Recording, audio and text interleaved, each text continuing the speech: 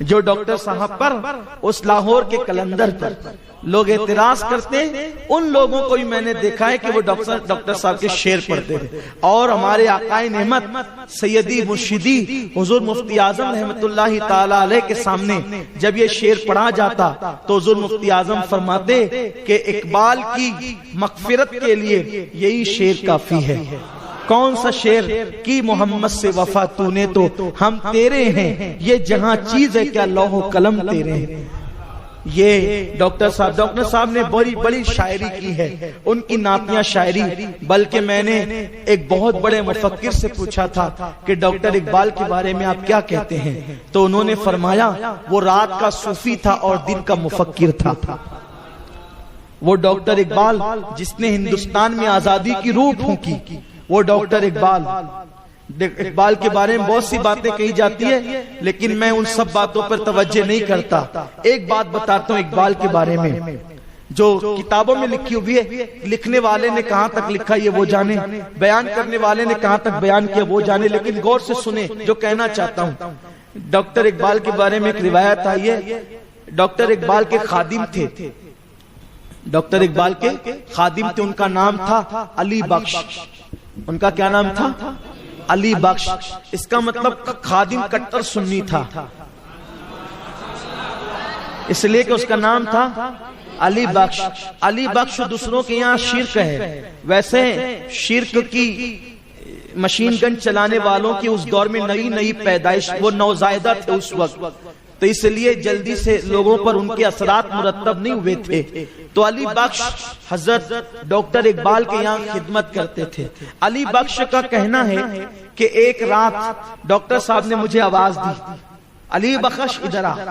میں سو رہا تھا، تو چونکہ بڑی عقیدت تھی ڈاکٹر صاحب سے علی بخش کو، تو علی بخش اٹھ کر کے گیا کہ جا کر کے کیا دیکھا کہ ڈاکٹر صاحب کے صوفے پر ایک بہت نورانی چہرے والے بزرگ بیٹھے ہیں، اور رات کے تقریباً 2:30-3 بج رہے ہیں، آدھی سے زیادہ رات گزر چکی ہے. اور ڈاکٹر صاحب کے صوفے پر ایک بہت بڑے نورانی چہرے والے اللہ والے، ایسی وجاہت کہ میں نے اس دور میں ہندوستان میں کسی کو نہیں دیکھا تھا، کیونکہ پاکستان اس وقت تک بنا نہیں تھا. تو میں نے اس وقت تک ہندوستان میں اتنا نورانی چہرہ میں نے کسی کا نہیں دیکھا تھا، لاہور میں بھی اتنا حسین میں نے کسی کو نہیں دیکھا تھا. علی بخش کہتے ہیں لیکن میں نے یہ بھی منظر دیکھا ابھی تک کبھی نہیں دیکھا تھا کہ ڈاکٹر اقبال کے پاس جنا آتے تھے نا، جس کو لوگ محمد علی جنا کہتے ہیں، وہ بھی ہاتھ باندھ کے کھڑے رہتے تھے.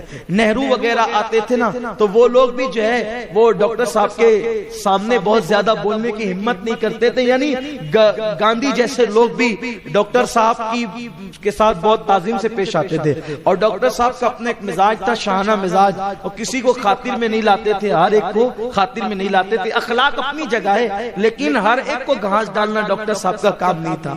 لیکن میں نے یہ منظر اپنی آنکھ سے دیکھا. علی بخش کہتے ہیں کہ ڈاکٹر صاحب کے صوفے پر بزرگ بیٹھے اور ڈاکٹر صاحب ان کے پیر دبا رہے ہیں. ڈاکٹر صاحب ان کے ڈاکٹر صاحب کا پیر دبانا کوئی معمولی چیز نہیں تھا کسی کے. میں دیکھ کر کے حیران رہ گیا کہ یہ کیا منظر ہے. ڈاکٹر صاحب نے کہا علی بخش ایک کام کرو، باہر جاؤ اور باہر جا کر کے جو ہے وہ لسی لے کر کے آؤ، 3 گلاس لسی لاؤ. میں نے سوچا یہ رات کے اتنے 3 بج رہے ہیں اور لاہور میں ابھی سب سونا ہو گیا ہوگا اور یہ ان کو لسی کی سوچ رہی ہے. لیکن علی بخش تھا بڑا وفادار، کہا ٹھیک ہے لے کر آتا ہوں. کہتے ہیں جیسے میں گھر کے باہر نکلا، برسوں سے میں اقبال کے گھر میں رہتا تھا، لیکن جیسے گھر کے باہر نکلا تو میں نے دیکھا کہ قریب میں ایک نئی دکان کھلی ہے لسی کی. ایسا لگتا تھا جیسے آج ہی رات کھلی ہے لسی کی دکان. اور لسی کی دکان پر بہت نورانی چہرے والے بزرگ، جیسا چہرہ وہاں تھا ایسا ہی کم و بیش یہاں بھی تھا، اور وہ لسی بنا رہے تھے. میں گیا اور پیسے نکال کے کہا کہ 3 گلاس لسی. انہوں نے 3 گلاس لسی دی اور کہا یہ پیسے لے جاؤ. اس سے پہلے کہ میں بتاتا میں کون ہوں اور میں کہاں سے آیا ہوں، انہوں نے خود کہا اقبال کے ساتھ ہمارا حساب کتاب چلتا رہتا ہے، تم یہ پیسے لے جاؤ، ہم حساب کر لیں گے، ہم حساب کر لیں گے، لے جاؤ.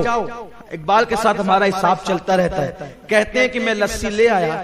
لے آنے کے بعد لا کر کے جیسی رکھا تو مجھ سے ڈاکٹر صاحب نے کہا جاؤ لیکن میں دیکھ رہا تھا اور ڈاکٹر صاحب نے ایک گلاس بزرگ کو پیش کیا، انہوں نے پی لی لسی، اس کے بعد دوسرا گلاس پیش کیا تو بھی پی لی، اور تیسرا گلاس پیش کیا تو کہا کہ تم پی لو۔ ڈاکٹر صاحب نے پی لیا، اس کے بعد وہ بزرگ نے کہا اچھا میں چلتا ہوں۔ اور بزرگ جب جانے لگے تو پھر مجھے علی بخش کہہ کر کے ڈاکٹر صاحب نے آواز دی علی بخش ادھر آؤ اور بزرگ کو باہر تک پہنچا دو۔ تو میں بزرگ کے پیچھے پیچھے ہو لیا، جیسے بزرگ نے باہر قدم رکھا ایک روشنی چمکی، میری آنکھیں چوندیا گئی اور وہ بزرگ غائب ہو گئے۔ میں آیا اور آنے کے بعد میں نے ڈاکٹر صاحب کو کہا، کیونکہ اب میں گھوم گھام کے باہر آیا تھا، وہ جو نئی دکان کھلی تھی وہ کوئی دکان نہیں تھی۔ میں آیا، میں نے کہا ڈاکٹر صاحب صحیح بتانا کیا معاملہ ہے، وہ دکان بھی لگی تھی ابھی وہ دکان بھی نہیں ہے، اور یہ جو بزرگ آیا تھا یہ کون ہے، آپ پیر دبا رہے تھے کیا معاملہ ہے؟ تو ڈاکٹر صاحب نے کہا علی بخش رہنے دو مت پوچھو۔ علی بخش ضد پر آ گئے، نہیں آپ کو بتانا ہی پڑے گا، آپ کو بتانا ہی پڑے گا۔ تو ڈاکٹر صاحب نے کہا اس شرط پہ بتاؤں گا کہ جب تک میں زندہ رہوں یہ واقعہ تم کسی کو نہیں بتاؤ گے تو بتاتا ہوں، کا وعدہ کرتا ہوں جب تک آپ زندہ رہیں گے کسی کو نہیں بتاؤں گا۔ تو ڈاکٹر صاحب نے بتایا جس بزرگ کے میں پیر دبا رہا تھا وہ سرکار غریب نواز تھے، وہ حضور غریب نواز رضی اللہ تعالیٰ تھے، اور جو تجھے لسی کی دکان پہ ملے تھے، چونکہ غریب نواز آج لاہور آئے ہوئے تھے تو ان کی مہمانی کے لیے داتا علی زوری نے لسی کی دکان لگائی۔ یہ غریب نواز کا مقام، لیکن اس میں ڈاکٹر اقبال کی عظمت سمجھ میں آتی ہے۔ اس ڈاکٹر اقبال سے کسی نے پوچھا ڈاکٹر صاحب اللہ نے آپ کی شاعری میں اتنی تاثیر کیسے عطا فرمائی؟ تو ڈاکٹر صاحب کہتے ہیں کہ جب شہد کی مکھیاں درود پڑتی ہے تو کسیلا رس بھی میٹھا ہو جاتا ہے، تو میں نے شاعری شروع کرنے سے پہلے 1 کروڑ مرتبہ اپنے نبی پہ درود و سلام پڑھا ہے۔ اس درود کی برکت ہے کہ اللہ نے میری شاعری کے اندر یہ رنگ پیدا کر دیا ہے۔ اگر ہم بھی چاہتے ہیں کہ ہمارے اندر بھی کوئی رنگ پیدا ہو تو ہم بھی درود شریف کی عادت ڈالیں اور درود شریف کثرت سے پڑھنے کی کوشش کریں۔ اللہ تعالیٰ مجھے آپ سب کو درود شریف کثرت سے پڑھنے کی